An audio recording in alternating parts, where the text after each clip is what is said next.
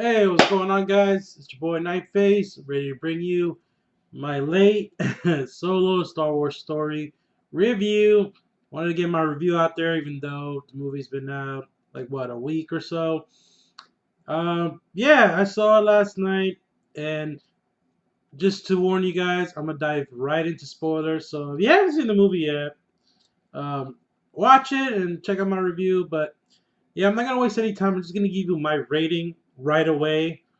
Um, and tell you real quick how I felt about it. Overall, I was disappointed, to be honest. It wasn't the greatest Star Wars movie. I think I like Rogue One better than this, and it didn't add anything to the Star Wars lore or the universe or anything, to be honest. I mean, if you take it for what it is, it was just mildly entertaining popcorn, blockbuster kind of movie. It does entertain, yes, but the story, my biggest issue was with the story, and we'll get into that. Um, the characters were all good. Um, the guy who portrays Han Solo here, Alden Albright, I think he did a fine job. The supporting characters are great as well. It needed more, and I can see why this is bombing at the box office. you know, it really didn't need it to be made in the first place. If you really think about it, didn't need to be made at all, and it really shows. At least that's how I felt walking away from it. But originally, I gave it a 6.5 out of 10, but I'm feeling a 6 out of 10. It's a 6 out of 10. Basically, that means it's average. It was okay. It's nothing special.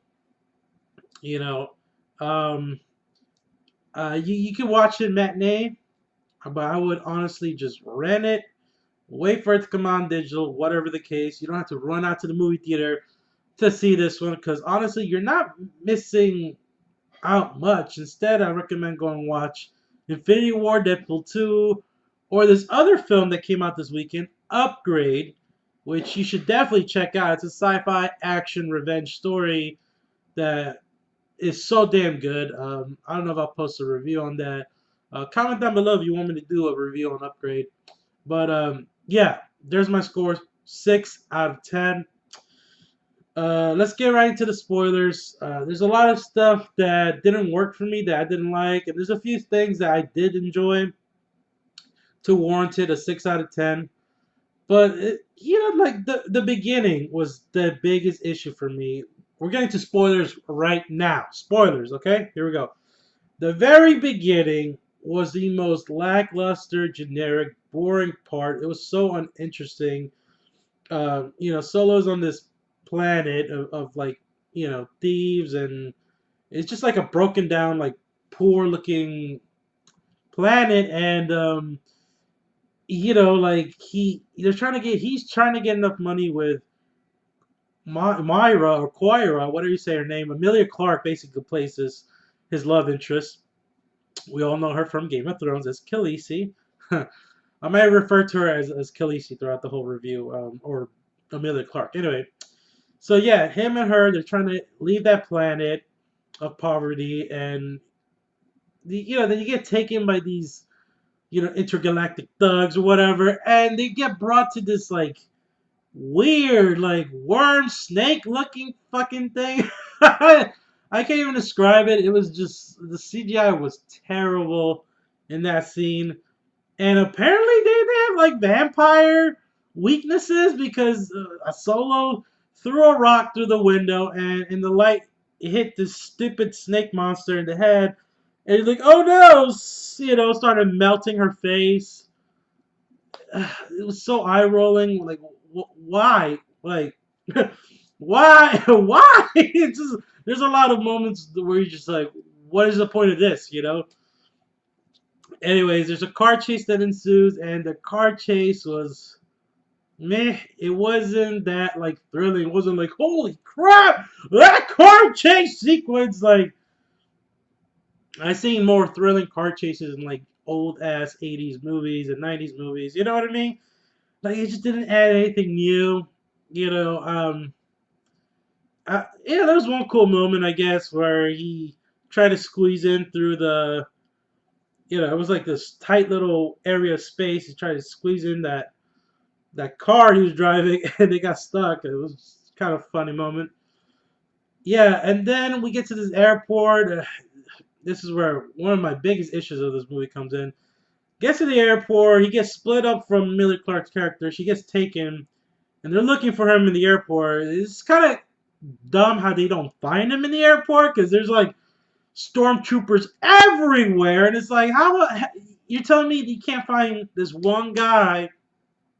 He just puts on a hat on or cloak on, and that's it. He just blends in. It's kind of stupid. But anyway, he goes to this like recruitment imperial officer, and he tells him like, I'm the best pilot. I can fly. I can cook. I can shoot blasters. I can talk to Wookiees. He doesn't say all that, but he just starts giving this like monologue, just like expositioning himself as hell, like trying to sell him to the imperial officer, whatever. And the imperial officer basically he literally says this, which I felt was a very odd choice of words, being it is a Star Wars film. And he's just like, "What are your people?" or something like, "Who are your people?" And I'm like, "What? This is something you hear that shit like on the streets, like I say that shit all the time. Yo, is this your people? You know what I mean? Like he actually asked him that. He said, "Han, what?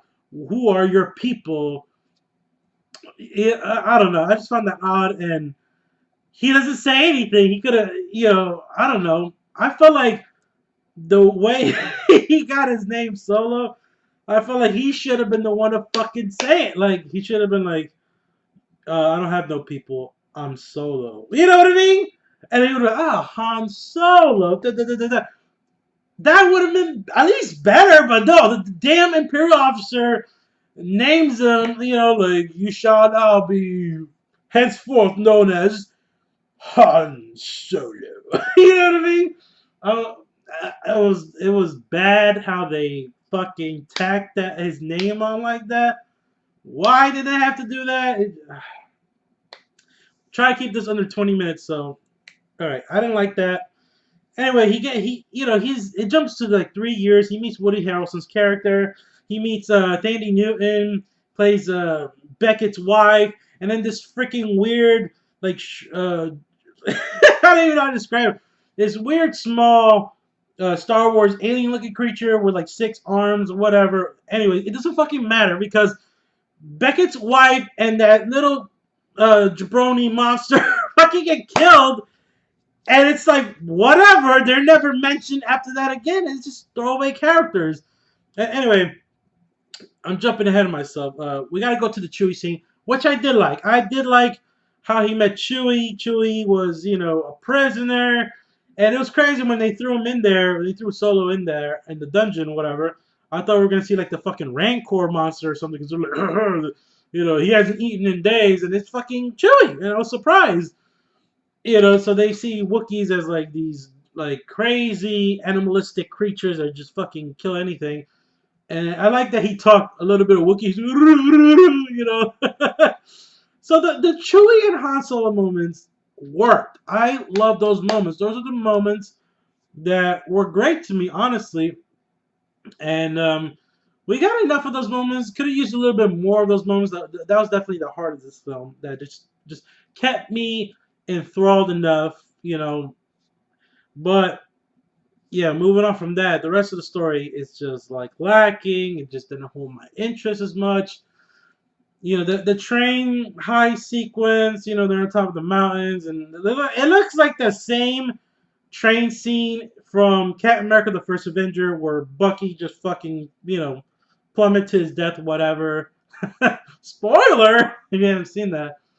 But yeah, it was all right. It was kind of thrilling, but like I said, we lose these two characters that they just got introduced.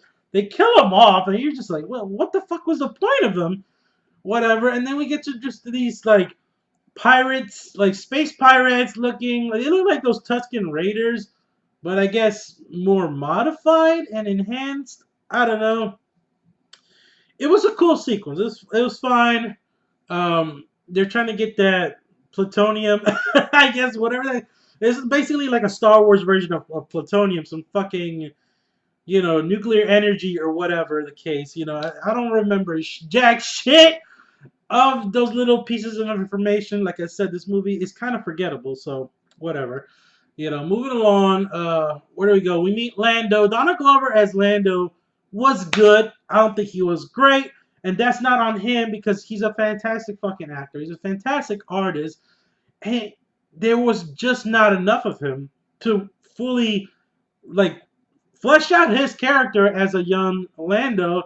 And all this talk about him being pansexual, honestly, I don't fucking see that. I don't know who started that. One of the people who worked on this film just blurted it out like, "Hey, Lando's pansexual."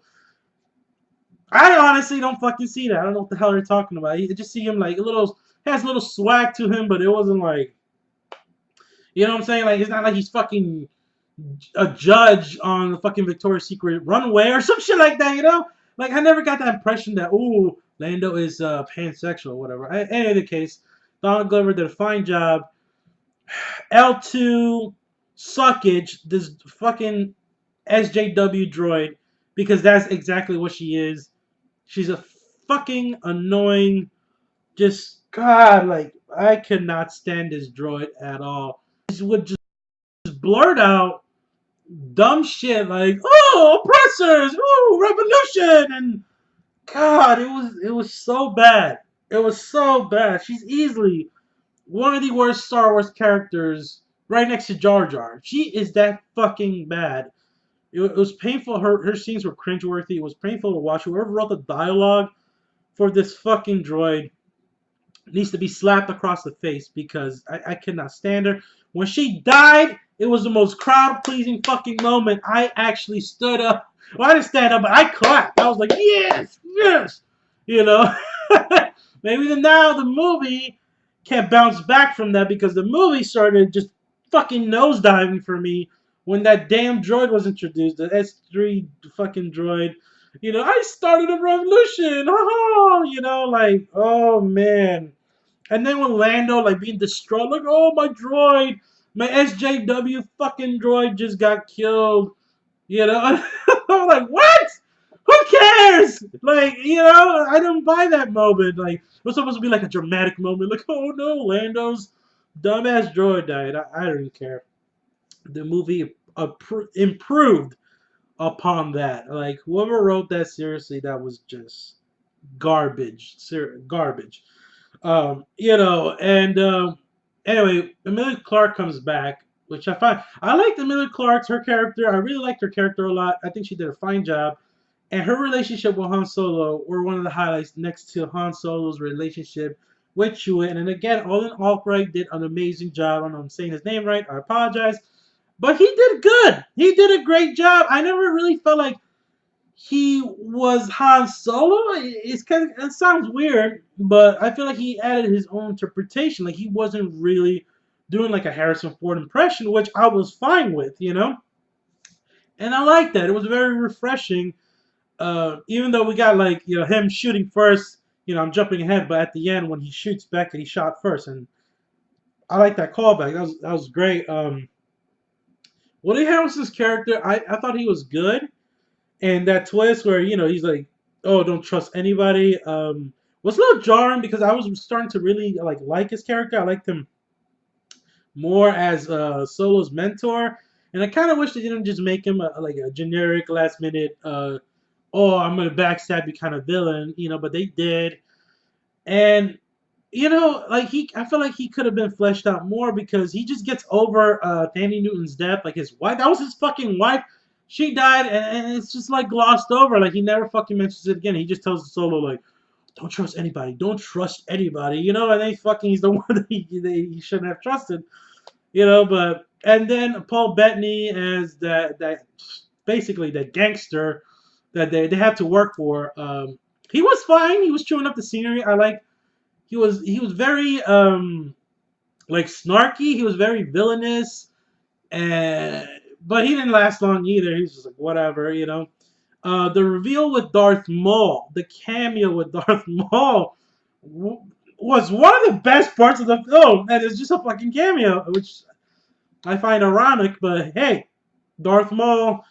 Obviously, they were trying to plan a Solo sequel, but being that it bombed at the box office. And don't tell me it didn't, because it fucking did. All right, opening weekend, 3 days in, it made like what 87 million. That's not good. This is a fucking Star Wars. It should be killing opening weekend, and it should be killing this week. It's not. It's nosediving. I see why. Because of the production issues they had, them firing those other directors and bringing in Ron Howard and doing all these fucking reshoots. Like you actually feel that watching in, because this movie, the storyline is not cohesive. It's so all over the place. You're just jumping from location to location, like all over. It doesn't know what it wants to be. It wants to be a heist film at one point. It wants to be like a space western gangster kind of movie at one point. It doesn't know what it wants to be, and that's my biggest issue with this film. It's like, yeah, and it was cool seeing the Millennium Falcon. I like that aspect. The third act I feel was the best part, and then those weird space pirates. Yeah, that was lame as hell, because it turns out to be like a little girl, and then that's the fucking rebellion, and you're just like, what? It's like they're throwing in so much, like, you know what I mean, of Star Wars lore into one fucking movie. Like, oh, now you got the rebellions. We don't fucking need the rebellions. Why do we need them? We already had Rogue One already established their fucking story with the Death Star plan. So why do we need more rebellions? It didn't make no fucking sense. I was hoping that would be like an ongoing antagonist, but no, it was just like some orphanage girl. It was like with freckles and shit, looking like the girl from fucking Wendy's. Yes, the fast food place. So Wendy and her rebellion gang, urged Han Solo to be good, and he helps them, and he gets them the fucking plutonium they need to start a revolution and whatever. And it's like, again, like I said, the Chewie parts and Solo parts were the best. There's one funny scene where Chewie's just taking a shower with Solo randomly, and I feel like, you see shit like that. I feel like that was the only earned funny moment throughout the movie. It tries to be serious. There was never like a fun like comedy element to it. It was trying to be so dramatic all the freaking time, and it felt stale to me. It wasn't like, okay, I would prefer it to be mixed with a lot of humor and a lot of action. Kind of like what Marvel does with their movies, and kind of what like Deadpool did with its movie. It doesn't need to be over the top, just sprinkle here and there, and it wasn't. So you really feel like the reshoots. You really feel it in here when you watch the movie. But yeah, overall, mildly entertaining. Some good action sequences, but not a memorable story at all. Side characters just like fall flat. The central characters were good. Could have used more of that. It just tries to do so much, and it's just one big mess. And honestly, I walked out disappointed. I really did. That's just my 2 cents. A lot of people that I know enjoyed Solo. If you enjoyed it, hey, that's fine. I'm not gonna, you know, put you on the ground for it. You know what I'm saying? Like, it's fine. I can see people really enjoying this, because it is an entertaining film, but it wasn't enough for me. It wasn't enough for me. And again, I don't really feel like we needed a Solo movie to begin with. The only thing Solo learned in this movie is to shoot first and don't trust people, and that's about it. It was cool seeing how he met Chewie, and that's about it. That's the biggest takeaway when you watch this film. That's all you learn, and that's all there is to it. And I like the card game with Solo and Lando. That was pretty cool. I like those scenes, especially in the end when he beats him, because Lando was cheating and shit, and it reminded me of Casino Royale. So that was another good scene, another positive. Anyway, but yeah, that's my review on it. It's a 6 out of 10. It's okay. It's average. It wasn't the best. But let me know what you thought about Solo. Did you like it? Did you not like it? What did you think about Alan Arkwright? I keep messing up his name, but what did you think about him as Han Solo? Do you think he nailed that role? What did you think about Donald Glover as Lando? What do you think about the overall story? Let me know. Post your comments. Let me know if you enjoyed this video. Make sure you give it a like. Subscribe if you're new to my channel, and I'll catch you in the next one.